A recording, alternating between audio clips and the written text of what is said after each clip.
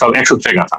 তো আর দ্বিতীয়ত যে এখানে যে মূর্তি বানানো হবে 80 ফুটের মূর্তি, আহ, এত বাংলাদেশের মূর্তির দরকার হচ্ছে কেন? আমাদের বীর প্রতীক ব্রিগেডিয়ার জেনারেল হাসিনুর রহমান একটা কথা বলেছিলেন যে মূর্তি তো থাকবে মন্দিরের ভেতরে, এটা বাংলাদেশের কালচার, আমরা এই মূর্তি বাইরে কেন? আর দ্বিতীয়ত মূর্তি রংপুরে কেন? সবথেকে বড় কথা হলো যে ভারতের অর্থায়নে বাংলাদেশের মূর্তি কেন, এবং মূর্তিটা রংপুরে কেন? এটা নড়াইলে না কেন? এটা আমার বাড়ি মাগুরা, এটা মাগুরাতে না কেন? এটা টাঙ্গাইলে না কেন?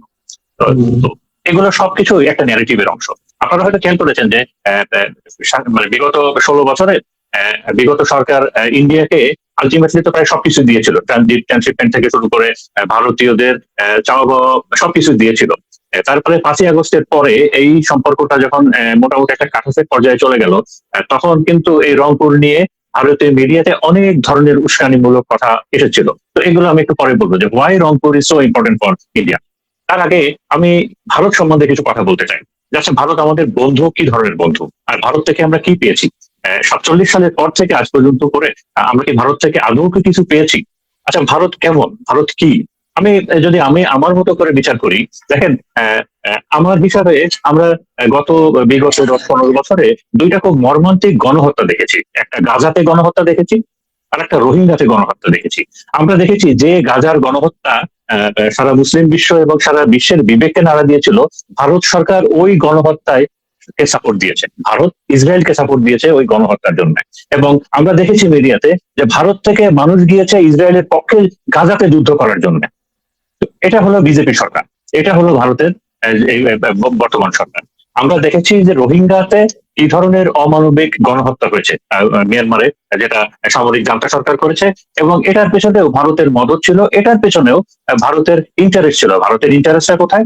এই 7 সিস্টারে লজিস্টিক সাপোর্টের জন্য ভারত যে তার মাল্টি-বিলিয়ন যে প্রজেক্টটা আছে, কালাদান প্রজেক্ট, যে 7 সিস্টারে তার সমস্ত রসদ এই সরবরাহের জন্য, এই কালাদান প্রজেক্টটা দিয়েছে এই রোহিঙ্গা এলাকার উপর দিয়ে। তো ভারত চেয়েছে তাদের এই বড় মেগা প্রজেক্ট যেন এই মুসলমান এলাকার উপর দিয়ে না যায়। এ কারণেই এই যে মিয়ানমার সরকার যে গণহত্যা করেছে, ভারত এটাকে সাপোর্ট করেছে, এবং সারা বিশ্ব এটাকে নিন্দা জানালেও ভারত মিয়ানমার সরকারের পাশে ছিল এই গণহত্যায়। এবার যদি আমি আমার বাংলাদেশের ভেতরে দেখি, যে এটা বিডিআর হত্যাকাণ্ডের সাথে ভারত জড়িত ছিল, যেটা যে বিডিআর কমিশন যেটা নতুন হয়েছে, এই 5ই আগস্টের পরে যে নতুন বিডিআর কমিশন যেটা হয়েছে, এই স্বাধীন কমিশনের রিপোর্টে তারা ক্লিয়ারলি বলেছে যে এই যে 57 জন সামরিক কর্মকর্তাকে যে নৃশংসভাবে হত্যা করা হয়েছে, এর পেছনে ভারত জড়িত ছিল। এটা তো মানে আপনার ডকুমেন্ট। আমরা দেখেছি যে বিগত বছরগুলোতে যে বড় গণহত্যা হয়েছে, যে শাপলা গণহত্যা, এই সরকারের সঙ্গে এবং ভারত ছিল। আমরা শাহবাগে যে জুডিশিয়াল কিলিং হয়েছিল, সেই শাহবাগে আমরা ভারতের হাই কমিশনারকে দেখেছি 2013 সালে। ওইখানে আমরা ভারতের হাই কমিশনারকে দেখেছি। এবং আমাদের সকলের গর্ব যে জুলাই বিপ্লব, বিগত জুলাই বিপ্লব, যেখানে যে অত্যন্ত নৃশংস ভাবে যে প্রায় 2000 আমাদের সন্তানদেরকে মেরে ফেলা হয়েছে, যে গণহত্যা চলেছে, এবং সেটার সাপোর্টেও ভারত ছিল। আমরা দেখেছি কিভাবে এই এই হত্যাকাণ্ডের সাথে ন্যারেটিভ ভারত তৈরি করেছে। তো এটা আমরা দেখেছি। তো একই সাথে আমি আমার আমার আমার বিডিআরে চাকরি করেছি, আমি বিডিআর এবং বিজেপিতে আমি চাকরি করেছি। তো বর্ডারের অনেক ইকুয়েশন আমি জানি, আপনারা হয়তো অনেকে জানেন না। এই যে বাংলাদেশের যত ফেন্সিডিল আছে, এই ফেন্সিডিল কারখানাগুলো ভারত তৈরি করেছে সীমান্তে। ভারত কিন্তু এগুলো ভেতরে তৈরি করে নাই, এই ফেন্সিডিল কারখানাগুলো ভারত তৈরি করেছে সীমান্তে। এবং এগুলো শুধুমাত্র বাংলাদেশের জন্য তারা তৈরি করেছে, যে সীমান্তেই তাদের কারখানা, তারা ফেন্সিডিল তৈরি করে এবং এগুলো বাংলাদেশে পাঠিয়ে দেয়। তো এবার আন্তর্জাতিক পর্যায়ে যদি আমরা দেখি, বর্তমানে আপনি আন্তর্জাতিক পরিমণ্ডলে ভারতের কোনো বন্ধু নাই, ভারতের কোনো বন্ধু নাই। গত বছরে যে 84 ঘন্টার পাকিস্তান ভারতের যে যুদ্ধটা হলো, এই যুদ্ধে পাকিস্তানের সাথে চায়না ছিল, টার্কি ছিল, মুসলিম দেশ অনেকগুলো ছিল। ভারতের পক্ষে কেউ কোনো একটা কথা পর্যন্ত বলে নাই, ভারত একেবারে একা হয়েছিল। এই ইরান যুদ্ধে সব থেকে অর্থনৈতিকভাবে ক্ষতিগ্রস্ত হয়েছে ভারত, মানে যারা যুদ্ধ করছে তারা বাদে সব থেকে অর্থনৈতিক ভাবে যুদ্ধ ক্ষতিগ্রস্ত হয়েছে ভারত বর্তমানে, কারণ তাদের কোথাও কোনো বন্ধু নাই। একই সাথে আপনারা জানেন যে চায়না বর্ডারে এটা পাকিস্তানের ইন্ডিয়ার যে বিরোধী দলের নেতা আছে রাহুল গান্ধী, তিনি সংসদে অনেকবার বলেছেন যে লাদাখ অঞ্চলে চায়না ভারতের অনেক জায়গা দখল করে নিয়ে আছে, প্রায় কয়েকশো কিলোমিটার লম্বা জায়গা দখল করে নিয়ে আছে, এবং তারা ক্যাম্প করেছে। বাট ভারত সরকার এ বিষয়ে একেবারে কোনো টু শব্দ করছে না। এটা সংসদে রাহুল গান্ধী বলেছেন। তো আমরা এটা জানতাম, অনেক আগে থেকেই জানতাম। অনেক আপনার সামরিক এবং বেসামরিক যারা থিঙ্ক ট্যাঙ্ক আছে তারা বলেছিল যে ভারত যেহেতু পাকিস্তানের কাছে মার খেয়েছে ওই যুদ্ধে, আপনারা জানেন যে ভারত সরকার ট্রাম্পকে অনুরোধ করেছিল যুদ্ধ থামানোর জন্য। তারা চায়নার কাছ থেকে মার খাচ্ছে, তো তারা তাদের বীরত্ব দেখানোর জন্য বাংলাদেশ বর্ডারে একটা নিউসেন্স ক্রিয়েট করবে। এটা অনেক আগে থেকেই, বেশ আগে থেকেই এটা একটা অনুমেয় ছিল। তো তাদের টার্গেট হবে বাংলাদেশ। একই সাথে আপনারা যদি ভারতের ভেতরের ভারতটা একটু দেখার চেষ্টা করেন, এই ভারতের 7টা প্রদেশ আছে, যে 7টা প্রদেশে হিন্দু মেজরিটি নাই। কাশ্মীর আছে ওইদিকে, আর এইদিকে এই যে সেভেন সিস্টার বলি, এখানে আসাম বাদে বাকি 6টা প্রদেশেই তার হিন্দু মেজরিটি নাই। তো এই সবগুলো প্রদেশেই কিন্তু আগুন জ্বলছে। আমরা জানি মণিপুর, তারপরে আপনার নাগাল্যান্ড, তারপর মিজোরাম, এই প্রদেশগুলোতে আগুন জ্বলছে এবং সেখানে মোদী গভর্নমেন্ট একবারও দেখতেও আসেননি।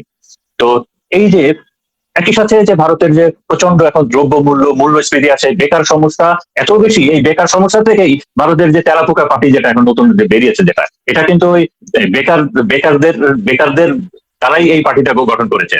তো এই সমস্ত কিছু ভারতের যে ইন্টারনাল যে এত প্রবলেম আছে, এই প্রবলেম গুলো অ্যাড্রেস করার তাদের ওই সেই পুরনো টেকনিক বিজেপি সরকারের টেকনিকটা কি, আগে ছিল পাকিস্তান নিয়ে রাজনীতি এবং ধর্ম নিয়ে রাজনীতি, এটা হলো তাদের কার্ড, ধর্ম কার্ড আর পাকিস্তান কার্ড। এটার সাথে এখন যোগ হয়েছে পাকিস্তান কার্ড এবং বাংলাদেশ কার্ড, এবং সঙ্গে ধর্ম এবং জাতপাত নিয়ে তো আছেই। তো আমি 1947 সালে একটা 47 সালে আমাদেরকে জানতে হবে যাতে 47টা কেন আসলো, কেন দেশ ভাগ হলো, এবং এটা 47 সালে দেশ ভাগের পরে নেহরুর কিছু ন্যারেটিভ ছিল, সেই সময়কার নেহরুর কিছু ন্যারেটিভ ছিল। আমি যে বিএনপির আগে মন্ত্রী, স্বরাষ্ট্রমন্ত্রী ছিলেন air vice marshal Altaf Mahmud Chowdhury, বিএনপির নেতা। তো উনি একটা অনুষ্ঠানে উনি বক্তৃতায় বলেছিলেন যে 47 সালে দেশ ভাগের পরে পাকিস্তান, ভারতের যারা পাকিস্তানে যেত অথবা পাকিস্তানের সেই সময় যে দেশ ভাগের সময় তাদেরকে একটা অনুষ্ঠান করে এই করা হতো, কিন্তু এই বাংলাদেশ বর্ডারে যে ইন্ডিয়া থেকে যারা বাংলাদেশে আসলো 47 দেশ ভাগের সময়, ওই সময়টা, তো এইটাকে খুব সাধারণভাবে নেহরু ইনশিওর করতেন এবং উনি বলেছিলেন তখন যে এই বাংলাদেশ তো আমরা নিয়ে নিব, এই বাংলাদেশ ভারত তো এক হয়ে যাবে। তো এই যে 47-এর এটা, এই যে বাংলাদেশ ভারতের সাথে মিশে যাবে, এইটা নেহরুর এবং ভারতের অনেক আগেকার ন্যারেটিভ। একই সাথে আমরা মুক্তিযুদ্ধের সময় তাজউদ্দিন আহমেদের যে 7 দফা চুক্তি, এই চুক্তিগুলো তো জানি যে গোলামীর চুক্তি, যে ভারত আমাদেরকে কি চোখে দেখতে চেয়েছিল, এবং এইটার ফলশ্রুতিতেই 47 থেকেই নেহরুর নির্দেশেই বাংলাদেশকে তারা তাদের কলোনি বানাবে। প্রথম শুরুই করে তারা হলো বাংলাদেশকে তারা তাদের কালচারাল কলোনি বানানোর চেষ্টা করে, এবং কালচারালি বাংলাদেশকে আস্তে আস্তে গিলে খেয়ে ফেলতে চেষ্টা করে, এবং সেইটার ধারাবাহিকতাতেই আমরা কিন্তু অলরেডি ভারতের একটা কালচারাল হেজিমনিতে তৈরি হয়েছে। কালচারাল বিষয়টা শুধুমাত্র গান বাজনা না, কালচারাল এই যে মানে এই বিষয়টা হলো যে এটা একটা ওয়ে অফ লাইফ, একটা জাতির ওয়ে অফ লাইফ, তাদের বেড়ে ওঠা, তাদের শিক্ষা ব্যবস্থা, তাদের সংস্কৃতি, সবকিছু, তাদের একটা ন্যাশনাল আইডেন্টিটি। তো আমরা আমাদের কালচারাল আইডেন্টিটিতে অনেক আগেই অনেকখানি হারিয়ে ফেলেছি এবং ভারতের একটা কালচারাল হেজিমনের অংশ হয়ে গেছি। এবং একই সাথে আরেকটা বড় সমস্যা, তো এটা ভারত আগে থেকেই তৈরি করেছিল, যে প্রবলেম গুলো আমরা ফেস করছি এখন, যে তারা, আপনি হয়তো জানেন যে আমাদের দেখবেন যে আমাদের মিডিয়ার একটা বড় অংশই ভারতের মদতপুষ্ট। তো এইটা তারা তখন থেকেই শুরু করেছিল। একটা কথা আছে যে তুমি যদি কোনো একটা দেশকে কলোনি করতে চাও, প্রথমে তাদের মিডিয়াটা দেখো কিনে নিতে পারো নাকি, তাদের কিছু বুদ্ধিজীবী কিনে দাও, এই 2 টাকা সব, এবং তাদের কালচারাল বিষয়টাকে হস্তক্ষেপ করো। তো আলটিমেটলি এই সবগুলোই করেছে। তারা কালচারাল হেজিমনি তৈরি করেছে, তারা আমাদের বুদ্ধিজীবীদেরকে তারা কিনে নিয়েছে একটা বড় অংশ, আমাদের অনেক রাজনীতিবিদকে তারা কিনে নিয়েছে এবং এই রাজনীতিবিদগুলো তাদের এজেন্ডা সার্ভ করে, এবং তারা তাদের পছন্দ মতো রাজনৈতিক দল তৈরি করেছে। আমাদের দেশে অনেক দল আছে যারা ভারতের পারপাস সার্ভ করে, তাদেরকে কখনো দেখবেন না ভারতের কোনো বিষয়ে সমালোচনা করতে। তো আর সব থেকে বড় ভয়ের বিষয়টা হলো যে আমাদের আমলাতন্ত্র, এই আমলাতন্ত্রের ভিতরে একটা বড় অংশই আছে হলো ভারতের মদতপুষ্ট এবং ভারতের সহযোগী। সে বিষয়ে আহমেদ সফার একটা খুব ক্লিয়ার ডায়লগ আছে। উনি বলছেন যে আমাদের আমলাতন্ত্র হলো, এরা প্রচন্ড অনড়, স্থবির, অসৎ, এরা হৃদয়হীন এবং বৈদেশিক শক্তির কাছে বিক্রি হওয়ার জন্য সবসময় রেডি। একই সাথে তারা অনেকগুলো সংগঠন তৈরি করেছে বাংলাদেশে, ভারত যেমন ইসকন তৈরি করেছে, এই যে বিভিন্ন সাংস্কৃতিক সংগঠন তৈরি করেছে। এরা, আপনি কখনো দেখবেন না যে এরা বাংলাদেশের, আপনি দেখবেন যে এরা ভারতের ন্যারেটিভ সার্ভ করে। এরা যে ন্যারেটিভ, যে গল্পই আমাদেরকে শোনায়, এটা বাংলাদেশের মানুষের সংস্কৃতির সাথে যায় না, বাংলাদেশের স্বাধীনতা সার্বভৌমত্বের সাথে যায় না, এরা সব সময় ভারতের ন্যারেটিভ সার্ভ করে। এর সাথে আরেকটা জিনিস যোগ, যেটা আমাদের জন্য এখন খুব প্রবলেম হয়ে গেছে, যে গত 16 বছরের অভ্যাস, ভারতকে গত 16 বছরে আমরা এত কিছু দিয়েছি যে তাদের অভ্যাসটা এমন একটা পর্যায়ে চলে গেছে যে ভারতের সাথে, আমি আচ্ছা, আমি আমার এই প্রশ্নটা আমি 1 মিনিটে শেষ করবো, যে গত 1 বছরে, গত নর্মালি বছরে ভারত বাংলাদেশ থেকে কাগজে কলমে প্রায় $24 বিলিয়ন আয় করে, এবং আপনারা জেনে অবাক হবেন যে ভারত সব থেকে বেশি ফরেন কারেন্সি ইনকাম করে বাংলাদেশ থেকে। পশ্চিম বাংলা বেঁচে থাকে বাংলাদেশের উপরে। তো আর কাগজে কলমে ভারত প্রায় 24 বিলিয়নের মতো ইনকাম করে, আর কাগজ কলম ছাড়া প্রায় 40 বিলিয়নের মতো। ভারত বিগত 16 বছরে যা চেয়েছে, ট্রানজিট বলেন, ট্রানজিটমেন্ট বলেন, এনিথিং, বাংলাদেশের এপার থেকে ওপারে যাওয়া, সবকিছু পেয়েছে। তো এখন এই বিষয়গুলো যেহেতু একটু কম পড়ে গেছে, যেহেতু আমরা তো মানে এই জন্যই তাদের দৃষ্টিতে আমরা তো গোলামের মতোই ছিলাম। আমরা যখন যেহেতু একটু মাথা উঁচু করে তাকাচ্ছি, কথা বলছি, এই জন্যই তাদের এই বিষয়টা অনেক প্রবলেম হয়ে গেছে, অনেক প্রবলেম হয়ে গেছে। আর আমাকে যদি আরেকটা সময় দেন, তাহলে আমি আমার এই প্রশ্নটা শেষ করি না। হ্যাঁ, আপনি শুধু ভারতের ম্যাপের দিকে তাকান, বাংলাদেশ এবং ভারতের ম্যাপের দিকে তাকালেই টের পাবেন যে ওই যে উপরে যে শিলিগুড়ি করিডোর আছে, মাত্র 17 কিলোমিটার যে শিলিগুড়ি, এবং সেভেন সিস্টার যে এই পাশে আসে, এই সেভেন সিস্টারের আসলে কোনো লজিস্টিক সাপোর্ট নাই, একেবারেই লজিস্টিক সাপোর্ট নাই। তারা মানবেতরে জীবনযাপন করে, ভারতের অন্যান্য যে কোনো প্রদেশের তুলনায় এই সেভেন সিস্টার যে আছে একেবারে খুব নিম্নমানের জীবনযাত্রা। এখানে যোগাযোগ ব্যবস্থা, শিক্ষা ব্যবস্থা, এখানে পর্যটনের অবস্থা ভয়াবহ, এবং এখানে কোনো লজিস্টিক নাই। এবং এই সেভেন সিস্টারের জন্য একটা মানে লজিস্টিকের জন্য এবং সিকিউরিটির জন্য বাংলাদেশের সহযোগিতা অত্যন্ত দরকার। আর আমি আমার চাকরি জীবনে, বিশেষ করে আমি ভারতের যত অফিসিয়ালের সাথে বিভিন্ন বৈঠকে কিংবা আমার নিজস্ব কথা হয়েছে, তো তারা সবসময় একটা বিষয় খুব ক্লিয়ারলি বলেছে যে ভারত 4টা জিনিসকে খুব প্রবলেম মনে করে, বাংলাদেশের 4টা জিনিসকে তারা খুব প্রবলেম মনে করে। যে একটা স্টেবল বাংলাদেশ, বাংলাদেশ যদি স্টেবল থাকে, ভারত এটাকে একটা হুমকি মনে করে। বাংলাদেশে যদি একটা স্ট্রং লিডারশিপ থাকে, প্রেসিডেন্ট জিয়াউর রহমানের মতো কিংবা ম্যাডাম খালেদা জিয়ার মতো, এগুলোকে তারা হুমকি মনে করে।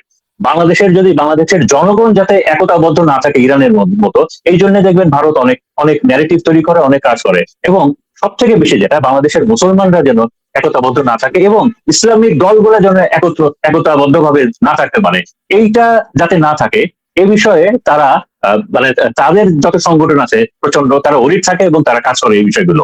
তো এই বিষয়টা আমাদের মনে রাখা দরকার। ধন্যবাদ। একটা মিনিট আছে, আনমিউট করতে হবে। ভারতের বিষয়ে অনেক পয়েন্ট, বিশেষ করে চৈতালির বক্তব্যটা কি স্লিপ অফ টাং, বাংলাদেশ সরকারের বা গোয়েন্দা সংস্থার আরো কতটুকু গুরুত্ব দিয়ে বিষয়টা দেখা উচিত। বিসমিল্লাহির রহমানির রহিম। আসসালামু আলাইকুম সবাইকে।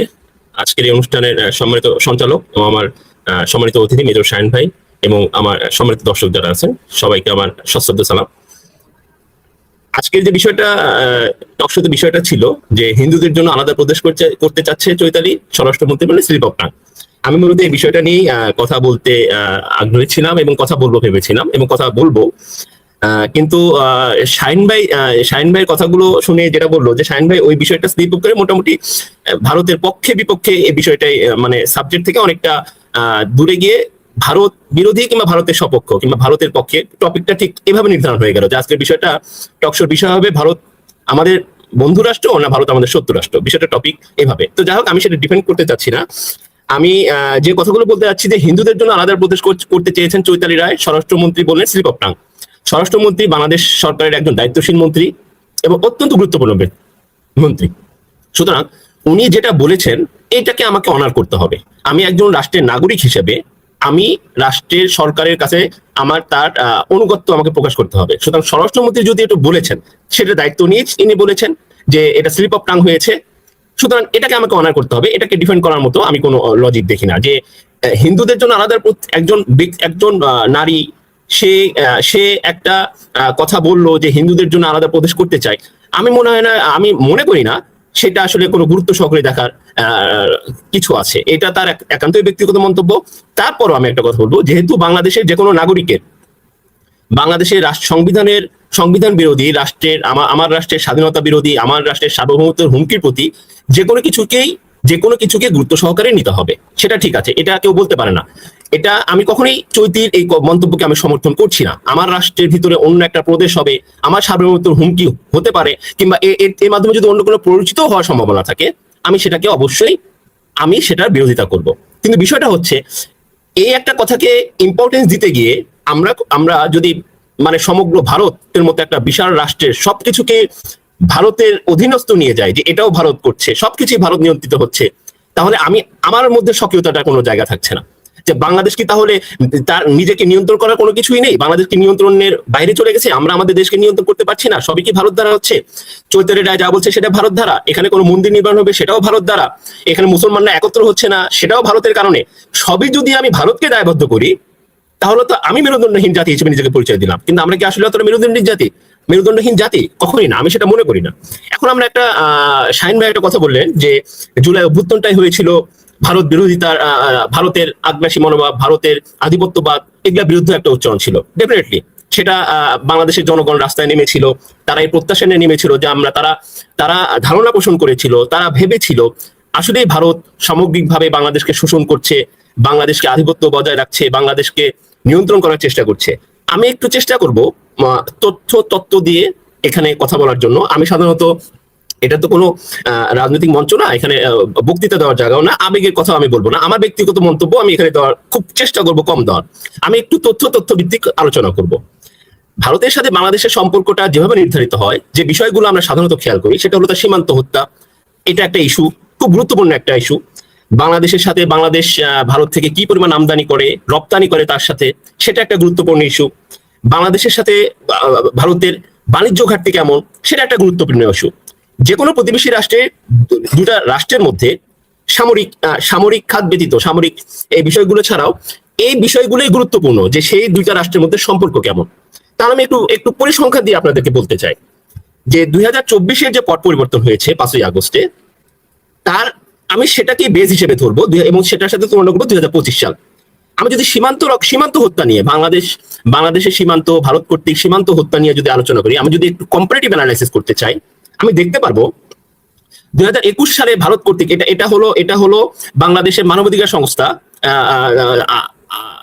তারা পরিসংখ্যানটা দিচ্ছে, গুগলে সার্চ দিলে আপনি পাবেন। 2021 সালে ভারতে আমাদের সীমান্ত হত্যা হয়েছে 18 জন, 2022 সালে হয়েছে 23 জন, 2023-এ 31, 2024-এ গিয়ে সেটা 24, অনেকটাই কমেছে।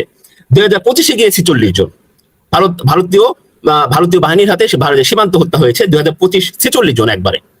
আমি 2026-এ পরিসংখ্যান এখনো পাইনি, 2026-এর এটা নতুন বছর, এটা পরিসংখ্যান এখনো পাওয়া যায়নি। তো আমি যেটা বলতে যাচ্ছি, দেখেন আপনি যদি ট্রেন্ডস গুলো দেখেন, এটা কিন্তু গ্র্যাজুয়ালি একটা স্টেডি পয়েন্টে ছিল। আমি যদি 2021 সাল থেকে দেখি, এটা সবসময় 20, 21, 22 এই হত্যাকাণ্ডের মধ্যেই ছিল, এরকমই ছিল। আমি একটা হত্যাকাণ্ডকে সমর্থন করি না। ভারতীয় কোনো বাহিনীর হাতে আমার একটা ভাইয়ের যদি জীবন যায়, সেটা আমার কাছে গুরুত্বপূর্ণ, আমি তার বিরোধিতা করি। কিন্তু আমি যদি পরিসংখ্যানগত দেখি, তাহলে দেখবো সেটা গ্র্যাজুয়ালি কমে যাচ্ছিল, কিন্তু 2025-এ সেটা বেড়ে গিয়েছে। তাহলে আমি যদি ভারতের আধিপত্যবাদের বিরুদ্ধে স্লোগান দিয়ে যে সরকারটা এসেছিল, অন্তর্বর্তীকালীন সরকার ডক্টর ইউনূসের অধীনে, তার আমলে কেন এই হত্যাকাণ্ডটা বেশি সম্পন্ন হলো? তার মানে কি ভারতকে পূর্ববর্তী সরকারের চেয়ে তারা অ্যাড্রেস করতে ব্যর্থ হয়েছে। দ্বিতীয়টা বিষয়টা হলো আমদানি। আমাদের বাণিজ্য যে ব্যবস্থা, ভারতের সাথে আমাদের আমদানি রপ্তানি বাণিজ্য রয়েছে, বাণিজ্য ঘাটতি রয়েছে। আমি যদি পরিসংখ্যান দেখি, 2023-24 অর্থ বছরে $9.7 বিলিয়ন আমদানি হয়েছিল ভারতের থেকে, সেটা 2025-এ এসে হয়েছে $11.25 বিলিয়ন। অর্থাৎ ডক্টর ইউনূসের নেতৃত্বাধীন অন্তর্বর্তীকালীন সরকার সেখান থেকে প্লাস $2 বিলিয়ন আমদানি বেশি বাড়িয়েছে ভারতের থেকে। অর্থাৎ ভারতীয় নির্ভরতা তারা আরো বাড়িয়েছে। তাদের স্লোগান ছিল দিল্লি না ঢাকা। তারা বলেছিল ভারতীয় আগ্রাসন রুখে দাও, ভারতীয় আধিপত্যবাদ রুখে দাও। কিন্তু তারা এসে ভারতের থেকে $2 বিলিয়ন বেশি আমদানি করেছে। এবার আমরা একটু চিত্র দিই বাণিজ্য ঘাটতি ব্যাপারটা। বাণিজ্য ঘাটতিতে আমি দেখবো, আমি যদি পরিসংখ্যান নেই, আপনি গুগলে সার্চ দিলেই পাবেন। এই তথ্যগুলো আমার একটা মন গড়া না, আমি তথ্যভিত্তিক কথা বলতে পছন্দ করি। 2024 সালে যেখানে ছিল $7 বিলিয়ন বাণিজ্য ঘাটতি, ভারতের সাথে বাংলাদেশের বাণিজ্য ঘাটতি, 2025 সালে এসে সেটা দাঁড়িয়েছে $7.86, অর্থাৎ $0.86 বিলিয়ন বাণিজ্য ঘাটতি ভারতের সাথে বৃদ্ধি পেয়েছে। শুধু তাই নয়, তার মানে দেখা যাচ্ছে কি, যে ভারতীয় আধিপত্য, আমরা মুখে মুখে বলছি ভারতীয় আধিপত্য বিরোধী অবস্থান, এটা একটা মুখরোচক, শুনতে খুবই শোনায়, ভারতীয় ভারত স্টেটমেন্ট, ভারতীয় বিরোধী, ভারত আগ্রাসন করছে, ভারত আমাদের শোষণ করছে, ভারতীয় আধিপত্যবাদের বিরুদ্ধে আমরা লড়াই করবো, এটা শুনতে খুবই ভালো শোনায়। এটা পাবলিকের কাছে এটা পৌঁছায় ভালো, কিন্তু বাস্তবতা হচ্ছে তারাই বরং ভারতীয় নির্ভরতা বাড়িয়েছে, ভারতের সাথে বাণিজ্য ঘাটতি বাড়িয়েছে পূর্ববর্তী সরকার, এবং আমদানি রপ্তানি সবকিছুতেই তারা পূর্ববর্তী সরকারকে ছাড়িয়ে গেছে ঘাটতির ব্যাপারে। এই যদি হয় বাস্তবতা, তাহলে শুধু ভারত বিরোধী স্টেটমেন্ট আর সেন্টিমেন্ট দিয়ে কি একটা রাষ্ট্রের পরিচালনা করা সম্ভব? এবার আসি আরেকটু তথ্যভিত্তিক যাই। সেটা হলো, আপনি জানবেন যে ডক্টর ইউনূসের যে অন্তর্বর্তীকালীন সরকারের মৎস্য উপদেষ্টা ছিলেন, মৎস্য প্রাণী সম্পদ উপদেষ্টা, ওই সম্মানিত উপদেষ্টা, উনি বলেছিলেন ওনার পরিসংখ্যান উনি বলেছেন যে বিগত সরকার শেখ হাসিনার সরকার যে পরিমাণ ইলিশ রপ্তানি করছো তার চেয়ে বেশি রপ্তানি উনি করেছেন। তাহলে আপনি আসলেন হলো ইলিশ বাংলাদেশ থেকে সব শেখ হাসিনার সরকার পাচার করে দিচ্ছে, যে কারণে ইলিশ পাওয়া যাচ্ছে না, ইলিশের দাম বেশি, মানুষ ইলিশ খেতে পারছে না, কলকাতায় রপ্তানি হচ্ছে, পশ্চিমবঙ্গে রপ্তানি হচ্ছে, ভারতে রপ্তানি হচ্ছে, ভারতকে খুশি করার জন্য আমার দেশে ইলিশ দেওয়া হচ্ছে, আপনি এসে ইলিশের রপ্তানি বাড়িয়েছেন। তাহলে তো আপনার সবচেয়ে বড় মানে ভারতের সাথে নতজানু পররাষ্ট্রনীতি তো অন্তর্বর্তীকালীন সরকার ডক্টর ইউনূসেরই ছিল। হ্যাঁ, বক্তৃতা, বিবৃতি, তাদের স্টেটমেন্টে অনেক কিছুই খুব সুন্দর সুন্দর শোনা চাইতো। ভারতের বিরুদ্ধে 7 সিস্টার দখল করব, তারপরে বাংলাদেশকে, তারপরে নতুন রাষ্ট্র করবো, ভারত ভেঙে রাষ্ট্র করবে, এই কথাগুলো শুনতে শোনায় ভালো, শাহবাগের মঞ্চে ভালো শোনায়। কিন্তু বাস্তবতার ভিত্তিতে দেখা গেল আপনারা যখন রাষ্ট্রীয় পলিসি নিতে গেলেন, আপনারা যখন অর্থনৈতিক পরিকল্পনা করলেন, তখন দেখা গেল বিগত সরকারের চেয়ে আপনারা অন্তর্বর্তীকালীন সরকার ডক্টর ইউনূসের সরকার বেশি ভারতের সাথে বাংলাদেশের স্বার্থকে ক্ষুণ্ণ করেছে। বাংলাদেশের অর্থনৈতিক সমীক্ষা 2025 সালে ভারত থেকে আমদানি বৃদ্ধি পেয়েছে 7.83%। এটা বাংলাদেশের অর্থনৈতিক সমীক্ষা, আপনি গুগলে সার্চ দিতে পাবেন। সুতরাং আমি যেটা বলছি, যে কোনো বিষয়তেই ভারত আমাদের প্রতিবেশী রাষ্ট্র, ভারত একটা বৃহৎ রাষ্ট্র, সারা বাংলাদেশ জুড়ে ভারতের অবস্থান রয়েছে। সুতরাং ভারতকে আমাকে সেই চোখেই দেখতে হবে। ভারতের সাথে ভারত আমাদের আগ্রাসী মনোভাব করবে, সেটা আমি যেভাবে সমর্থন করবো না, কিন্তু ভারতের সাথে আমাদের দ্বিপাক্ষিক bilateral trade, bilateral economic cooperation আছে, সবকিছু আছে, সব মিলেই আমাকে দেখতে হবে। ভারত বিগত শেখ হাসিনা সরকারের বিরুদ্ধে সবচেয়ে বড় অভিযোগটা ছিল বাংলাদেশকে ভারতের কাছে বিক্রি করে দিয়েছে। খুব মুখরোচক, খুবই চমৎকার শোনাইতো, খুব পপুলার একটা স্লোগান ছিল। আচ্ছা, পর আমি যদি বলি ডক্টর ইউনূসের নেতৃত্বাধীন ইন্টারিম সরকার কয়টা চুক্তি খুঁজে পেয়েছে যে এগুলো ভারতের বাংলাদেশের স্বার্থ বিরোধী চুক্তি ছিল, এবং এই চুক্তিগুলোর কারণে বাংলাদেশ জি এই স্বার্থ থেকে বঞ্চিত হয়েছে, বাংলাদেশ এই সুবিধা থেকে বঞ্চিত হয়েছে। একটা শুধু উদাহরণ দেই, বাংলাদেশের সাথে, আচ্ছা সেটাই যদি আমি ধরে নিলাম যে ভারতের সাথে সবগুলো চুক্তি স্বার্থ বিরোধী চুক্তি, তাহলে বাংলাদেশের সাথে ভারতের যে ছিটমহল বিনিময় চুক্তি হয়েছিল, যার মাধ্যমে 17,000 একর জমি বাংলাদেশ বেশি পেয়েছে, বা আপনি গত 50 বছর এরকম একটা দুই দেশের মধ্যে উদাহরণ দেখাতে পারবেন না যে দুই দেশ শুধুমাত্র আলোচনার ভিত্তিতে, দ্বিপাক্ষিক সম্পর্কের ভিত্তিতে একটি বৃহৎ রাষ্ট্র, ক্ষমতাসীন রাষ্ট্র তার ক্ষুদ্রতর রাষ্ট্রকে তার 1 ইঞ্চি জমি দান করেছে। সেই জায়গায় বিগত সরকার শেখ হাসিনার সরকার 17,000 একর জমি অতিরিক্ত পেয়েছে। তো এটাও যদি বাংলাদেশ স্বার্থ বিরোধী হয়, তাহলে এই চুক্তিটা সেই ইউনূস বাতিল করলো না কেন? হোয়ারএজ তারা এসেছিল ভারতের সাথে এই বাংলাদেশের স্বার্থ বিরোধী চুক্তিগুলো বাতিল করতে, সেটা জনগণের সাথে তুলে ধরতে, সেটা তো পারেনি। বরং ইউনূসের সরকার এমন একটা চুক্তি ভারত আমেরিকার সাথে করে গেছে, যে চুক্তির কারণে এখন আমাদের বাণিজ্য, আমাদের অর্থনীতি সবকিছু এখন অন্যের মুখাপেক্ষি হতে যাচ্ছে। আমরা এখন তাবেদার রাষ্ট্রে পরিণত হচ্ছি, তাদের কথা মতো আমাদের বোয়িং কিনতে হচ্ছে। কিন্তু ভারতের সাথে একটা চুক্তি দেখান যে ভারত বাংলাদেশের সাথে অন্য দেশ চুক্তি করবে, সেখানে ভারতের অনুমতি লাগবে না, এরকম একটা চুক্তি আছে? হ্যাঁ, ট্রানশিপমেন্টের যে চুক্তিগুলো ছিল সেগুলো দুই পক্ষেই লাভবান হতো, কোনোটাতে একপক্ষিক কোনো চুক্তি ছিল না।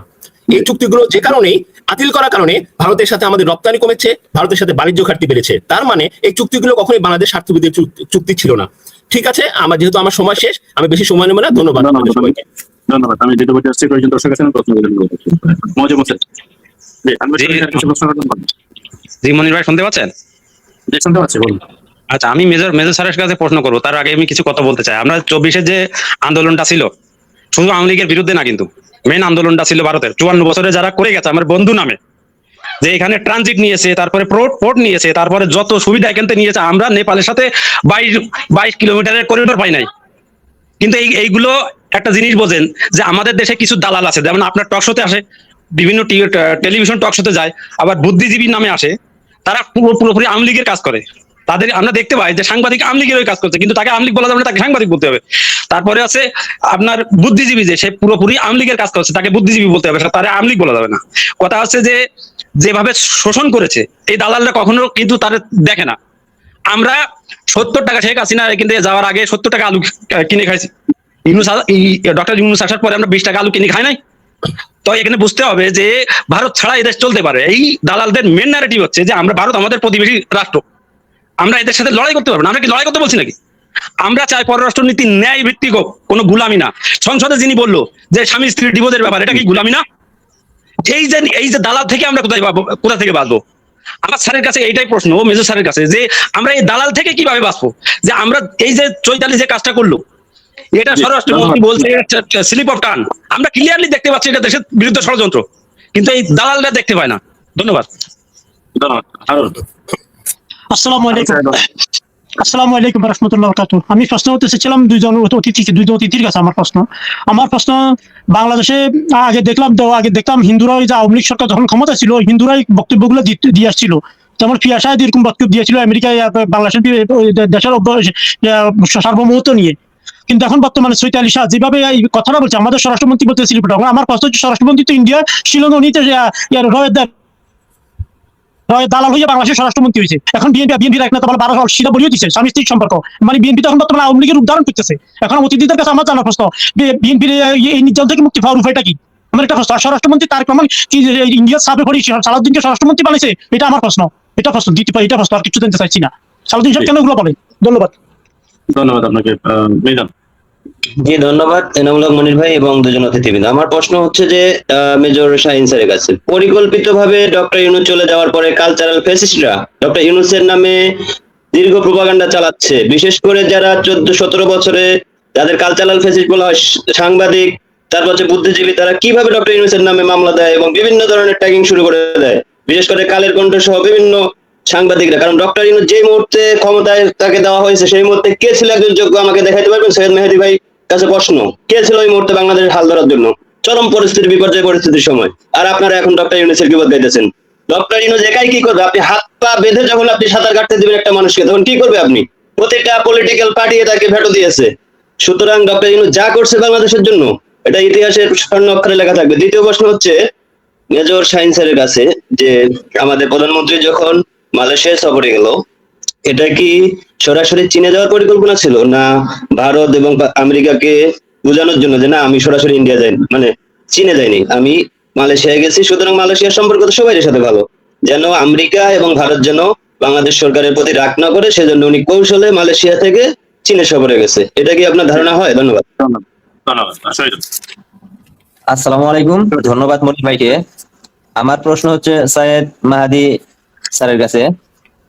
মানে এর আগে শেখ হাসিনা যেভাবে রেসিপি দিত কাঁঠাল দিয়ে বা বিভিন্ন পেঁয়াজ ছাড়া রান্না, বর্তমান আমাদের একটা সুন্দর একটা রেসিপি দিছে, যে আমাদের যোগাযোগ মন্ত্রী রেসিপি দিল যে পদ্মা সেতুর পিলারের নিচ থেকে বালু চুরি করে বদমাশরা বেচা ফেলাইছে, বলতেছে যে এটা নাকি পদ্মা সেতুর উপকার হবে, মানে ওন থেকে বালু সরাইছে, এতে পদ্মা সেতুর উপকারের জন্য সরাইছে। কি রেসিপিটা রে ভাই? আর আমার মেইন প্রশ্নটা হচ্ছে, এখন চৈতালি রায় কলকাতা, তিনি যে বললো বাংলাদেশে হিন্দুদের জন্য আলাদা একটা প্রদেশ তৈরি করবে, এখন এইটার বিপরীতে আমাদের স্বরাষ্ট্রমন্ত্রী এখনো রেসিপি দেয় নাই, কিন্তু আমরাও কি ওই রেসিপিটা ইতিমধ্যেই শুনতে পাবো? নাকি স্বরাষ্ট্রমন্ত্রী এই বিষয়ে কোনো কিছু ভালো কিছু বলবে, নাকি ওই যে পদ্মা সেতুর নিচ থেকে বালু সরিয়া ফেলাইছে এটা পদ্মা সেতুর উপকার, আর এই দেশে যদি হিন্দুদের জন্য একটা প্রদেশ তৈরি হয় এটা আমাদের বাংলাদেশের জন্য উপকার হবে, এই ধরনের কোন রেসিপি কি পাবো স্বরাষ্ট্রমন্ত্রীর কাছ থেকে? শিলং সালাউদ্দিন সাহেব ভাই, আপনি একটু আলোচনা করবেন যে এই ধরনের বক্তব্য দিতে পারি কিনা। জসিমউদ্দিন। আসসালামু আলাইকুম মনির ভাই, আপনাকে অসংখ্য ধন্যবাদ আমাকে যুক্ত করার জন্য। একটু সময় দিলেন দয়া করে। আমার প্রশ্ন মেজর শাহিন স্যারের কাছে। শাহিন স্যার, যেহেতু আপনি ডিফেন্সে ছিলেন, স্যার আপনাকে আপনি ভিতরের খবরগুলো জানবেন। বিষয়টা হচ্ছে বাংলাদেশকে, বাংলাদেশের 54 বছরের ইতিহাসে বাংলাদেশের বিভিন্ন শ্রেণীতে আপনার ভারতীয় একটা শ্রেণী, পাঁচ আটা কুকুর, মানে যাদেরকে ভারত সেট করে রেখেছে বিভিন্ন নামে, সেটা সুশীল হোক, সেটা মানে কালচারাল সাইড হোক, সেটা নৃত্য হোক, মানে যে কোনো সাইড থেকেই একটা শ্রেণী তারা সেট করে রেখেছে, যারা মানে বিভিন্ন আঙ্গিকে বাংলাদেশে মানে ভারতকে বড় রাষ্ট্র, অনেক শক্তিধর, অনেক ট্রেড আছে তাদের, ইত্যাদি ইত্যাদি, এগুলো দিয়ে আমাদের হীনমন্যতা বা আমাদের মন মানসিকতাকে ছোট করে রাখে। এটা আপনি আপনার কর্মজীবনে, চাকরি জীবনে পেয়েছেন কিনা? এবং যেগুলো আমরা আমাদের চোখের সামনে এখন দেখছি, বিভিন্ন টক শোতে মিডিয়াতে এসে ভারতের গুণকীর্তন করছে এবং ভারতকে এত বড় ফুলিয়ে ফাটিয়ে বলছে, দেখাচ্ছে, যেটা আমরা একদম নগণ্য তাদের কাছে। কিন্তু আমরাও যে মানুষ, আমরা যে সমতার ভিত্তিতে বেঁচে থাকতে চাই, আমাদেরও মর্যাদা আছে, সেটা ওনাদের মাথায় ঢোকে না। আপনি এটা দেখেছেন কিনা বা বিষয়টা বিশ্লেষণ করবেন। ধন্যবাদ। আসসালামু আলাইকুম। ধন্যবাদ। নজরুল ইসলাম। আনমিউট করেন। মিউট আছেন ভাই, আনমিউট করেন। আসসালামু আলাইকুম সম্মানিত সঞ্চালক ভাই, অতিথিবৃন্দ। দুষ করলো স্বরাষ্ট্রমন্ত্রী আমার সম্মানিত দুই অতিথি ভাইয়াকে কি প্রশ্ন করে বিরক্ত করব। আমি জিজ্ঞাসা করি স্বরাষ্ট্রমন্ত্রীকে, প্রদেশ দেওয়ার ব্যাপারটা স্লিপ অফ টাং সেই চৈতালি কি বলেছে? বলে নাই। What is your benefit, what is your aim? তুমি স্লিপ অফ টোন বলে চৈতালিকে বাঁচিয়ে দেওয়ার মধ্যে তোমার স্বার্থ কি আছে? কি স্বার্থ আছে আমি পরে বলছি। অখণ্ড ভারতের প্ল্যানে আমাদের চলতে হবে গোবিন্দ। এই প্রদেশ দেওয়া এবং অখণ্ড ভারত, এইটার জন্য আমি জোর দাবি জানাচ্ছি, তাদের লয়ারি যে লাইসেন্স আছে সেটা বাতিল করে তাদেরকে জেলে পুরা হোক। স্বরাষ্ট্রমন্ত্রী বললেন নিষিদ্ধ সংগঠনের তৎপরতা চোখে জাতির ব্যর্থতা। মুখ সামনে কথা বলবেন। জাতি কি প্রশাসন কন্ট্রোল করে? প্রশাসন কন্ট্রোল করেন আপনারা। আমি স্পষ্ট করে বলি, আপনাদের সহযোগিতা, প্রশ্রয়, আঘাত, প্ল্যানিং আওয়ামী লীগের এই জটিকা মিছিল। সংসদে জামাতের রাজনীতি বন্ধ করতে চান বিএনপির এক নেতা সংসদে। বিএনপি নায়কে প্রশ্ন করেন। আমি বললাম তোকে কাতিরে রাজাকার, আসলে রাজাকার। তো এই দুই বিএনপি এবং আওয়ামী লীগ সেই জামাতকে নিয়ে ভোট জুট আন্দোলন মিছিল সংসদ গঠন করার অপরাধে তুমি বিএনপি কেও নিষিদ্ধ করা উচিত। লাস্ট কথা হচ্ছে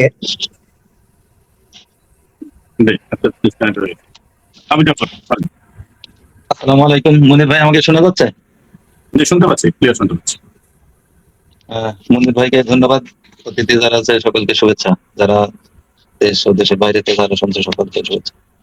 আমি বলতে চাই আসলে ওই যে আরেকদিন আমি কোন এক জায়গায় বলছিলাম যে এই যে আই হ্যাভ এ প্ল্যান, এই আই হ্যাভ এ প্ল্যানটা একটু বিশ্লেষণ করলেই বোঝা যাবে। এই যে সালাউদ্দিন সাহেব বলছে যে এই 2 দিন আগে বললো না যে ফ্যাসিস্ট আছে না, ফ্যাসিস্ট সরকার বলছে তাদের আশ্রয় দিয়েছে বা এই ধরনের, এই যে এই কথাগুলোর ভিতরে ওনার বডি ল্যাঙ্গুয়েজটা দেখবেন, ওনার এক্সপ্রেশনটা দেখবেন, যে মানে ওর ভিতরেই একটা ইয়ে আছে যে মুখে বলছে আবার ঠিক ওই যে ওই প্ল্যান মানে ভিতরে ওই শেখ হাসিনা যদি বলতো উত্তর তাহলে সে যেত দক্ষিণে, যদি বলতো রাত সে ইয়ে করতো দিন। এটাই হচ্ছে প্ল্যান। এই তারেক রহমান আর এই যে সালাউদ্দিন সাহেব ওই শিলংতে প্রশিক্ষণ নিয়ে তার যে কথাবার্তা, এই যে মানে বিসমিল্লাহির রহমানির রহিম। সম্মানিত উপস্থিতি, আসসালামু আলাইকুম। আমরা বাংলাদেশে বসবাস করি, এটা আমাদের স্বদেশ। স্বদেশকে ভালোবাসে প্রত্যেকটা মানুষের দায়িত্ব কর্তব্য। আর দায়িত্ব কর্তব্যের জায়গা থেকে শাহিন ভাইকে জিজ্ঞেস করবো, ভাই আমাদের তো একটা নির্দিষ্ট ভূখণ্ড আছে, একটা জনসমষ্টি আছে, একটা সরকার আছে। তো এই নির্দিষ্ট ভূখণ্ডের প্রধান উৎস হচ্ছে সার্বভৌমত্ব। যদি আমাদের সার্বভৌমত্ব এরকম বিকিয়ে যাওয়ার একটা প্রচেষ্টা করে রাজনীতিবিদদের তো আমি সবসময় মনে করি এরা ক্ষমতাধর, এদের ধর্মকর্ম বলতে কিছু নেই, এদের দেশপ্রেম বলতে কিছু নেই। তো পূর্বে থেকে আমরা 54 বছর থেকে যেটা দেখছি, এখনো যদি সেটাই বহাল থাকে তাহলে বাংলাদেশের মানুষের করণীয় কি, আপনাদের করণীয় কি? আপনি একটা কথা আমাকে বলতে পারেন যে বারবার এরকম আমরা ধোঁকা খাচ্ছি একটা পার্শ্ববর্তী দেশ, যেটা আমাদের জন্য খুব ভয়ের কারণ, আতঙ্কের কারণ। এই দেশটা থেকে যদি বারবার এরকম কথা আসে, এটা ইচ্ছা শক্তি হয়, ইচ্ছা শক্তি একটা সময় বাস্তবে পরিণত হবে। যদি বাস্তবটা হয়ে যায়, আমাদের করণীয় কি থাকবে? ধন্যবাদ সবাইকে।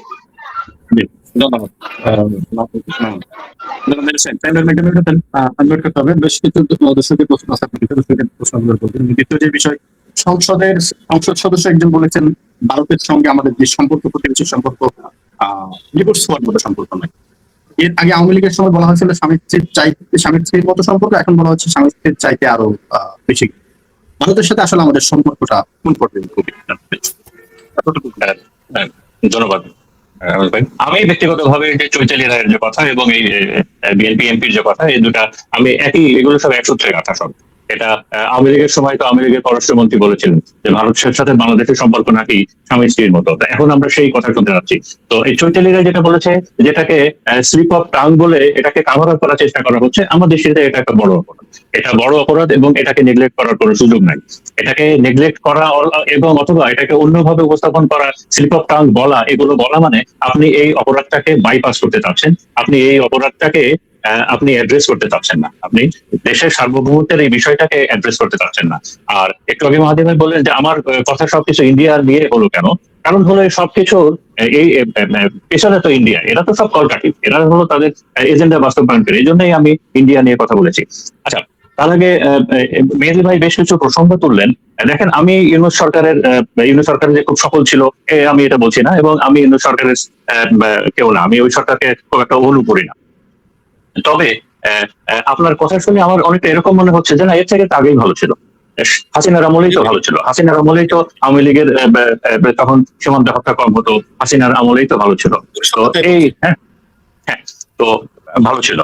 আর এই চুক্তিগুলো ফেল হয়ে আছে কারণ শুধুমাত্র ইউনূস সরকারের আমলে একটা চুক্তি কোন রকমে একটু জনগণের সামনে এসেছিল, যে বিদ্যুতের আদানি চুক্তি। সেটা দেখেই সম্পূর্ণ জাতি বুঝতে পেরেছিল শুধু একটা, যে কিভাবে বাংলাদেশকে ঠকানো হয়েছে এই একটা চুক্তিতে। আর বাকি চুক্তিগুলো তো সামনে আসবে না কখনো।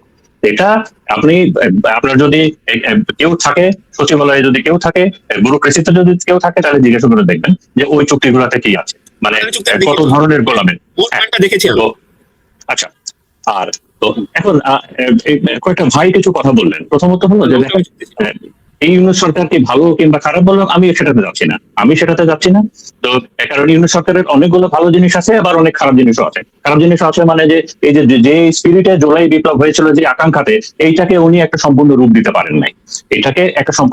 পারেন নাই, তবে আইন শৃঙ্খলা এবং অন্যান্য অনেক বিষয়ে উনি তার সময় অনেক ভালো চালিয়েছিলেন। একটা ভাই জিজ্ঞাসা করলেন যে জনাব তারেক রহমান উনি চায়নাতে গেলেন কেন, ভারতে না যেয়ে। দেখেন, আমি যেটা দেখলাম যে ম্যাডাম খালেদা জিয়া, উনি যে 2বার প্রধানমন্ত্রী হয়েছিলেন 91 সালে এবং 2001-এ, উনিও প্রথমে চায়নাতে গিয়েছিলেন, উনিও 2বারই উনি প্রথমে চায়নাতে গিয়েছিলেন। তো আমি এটাকে ওইটার কন্টিনিউশন হিসাবে দেখছি যে তারেক রহমানও উনিও শুরুতে মালয়েশিয়া, চায়না, ওইদিকে গেলেন, ইন্ডিয়া যান নাই। আর যেটা চৈতালি রায়ের যেটা কথা বারবার যেটা আসছে, এটা অপরাধ, এটা আমার দৃষ্টিতে অনেক বড় অপরাধ। আর দেখেন, এখন বললাম না যে ভারত গত সেই 47-এর পর থেকে তারা অনেক লোক তৈরি করেছে, তারা অনেক মানুষ তৈরি করেছে, যারা আমাদেরকে বোঝানোর চেষ্টা করবে যে দেখো ভারত অনেক ভালো, ভারত কত ভালো সেটা আমরা দেখেছি। ভারত কত ভালো, ভারত কত বন্ধু, এটা আমরা দেখেছি যে পশ্চিমবাংলার মুখ্যমন্ত্রী এসেছেন, তিনি বাংলাদেশকে হুমকি দিয়েছেন যে বাংলাদেশে গাঁজা বানানো হবে, এই হুমকি তারা দিয়েছেন। হ্যাঁ, তো এটা আমরা দেখেছি।